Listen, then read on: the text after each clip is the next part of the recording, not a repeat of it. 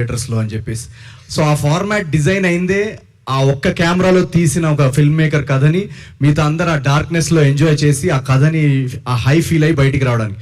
ఇప్పుడు కొన్ని మనం ఛాలెంజెస్ చూస్తున్నాం సోషల్ మీడియాలో. సో అందువలన మేము మ్యాక్సిమం పాసిబుల్ సర్ప్రైజ్ ఎలిమెంట్స్ కానీ అవన్నీ కానీ ఏది ట్రైలర్లో రివీల్ చేయలేదు.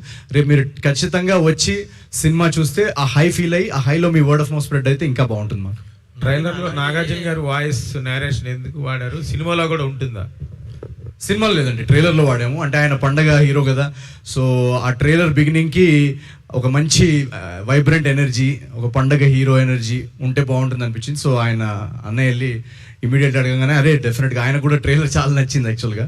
సో అందుకే ఆయన వెంటనే ఒప్పుకున్నారనమాట, ఇది పర్ఫెక్ట్ మీటర్ సినిమా పండగకి అని చెప్పేసి ఆయన చెప్పడం జరిగింది. సో చాలా అద్భుతంగా వచ్చింది ఆయన వాయిస్ ఓవర్ కూడా ట్రైలర్. ఇందులో మీరు యాక్షన్ చేశారు, ప్రశాంత్ నీళ్ళు సైడ్ తీసుకొచ్చారని ఒక డైలాగ్ ఉంటుంది.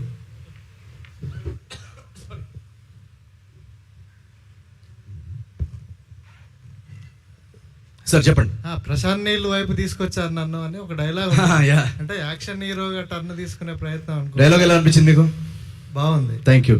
సో అదే అంటున్నా కదా, ఈ ఏమంటారు, అదొక కథలో ఒక ఇంటిగ్రల్ సీక్వెన్స్. అది ఎందుకు వచ్చింది అనేది రేపు మీరు థియేటర్లో చూడండి.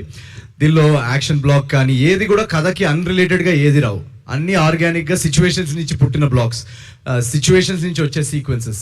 సో ఒక పండగ సినిమాలో మీరు ఏదైతే ఎలిమెంట్స్ ఎంజాయ్ చేస్తారో, ఒక హై ఫీల్ అవుతాం కదా మనం ఆడియన్స్, ఒక 500 సీటర్లో ఫుల్ హౌస్లో కూర్చున్నప్పుడు, ఆ ఎలిమెంట్స్ అన్ని పెట్టాలని ఏది పెట్టలేదు. కథలోనే ఆర్గానిక్గా రైటింగ్ లెవెల్లోనే మాకు రాసుకునేటప్పుడు అరే ఇక్కడ ఒక సీన్ ఇది పడుతుంది, ఇక్కడ ఒకటి పడుతుంది, ఎక్కడైతే ఇది ఆర్గానిక్గా లేదు లేదా ఇది న్యాచురల్గా రావట్లేదు అనిపిస్తే అసలు అది రైటింగ్ లెవెల్లోనే డిలీట్ చేసాం.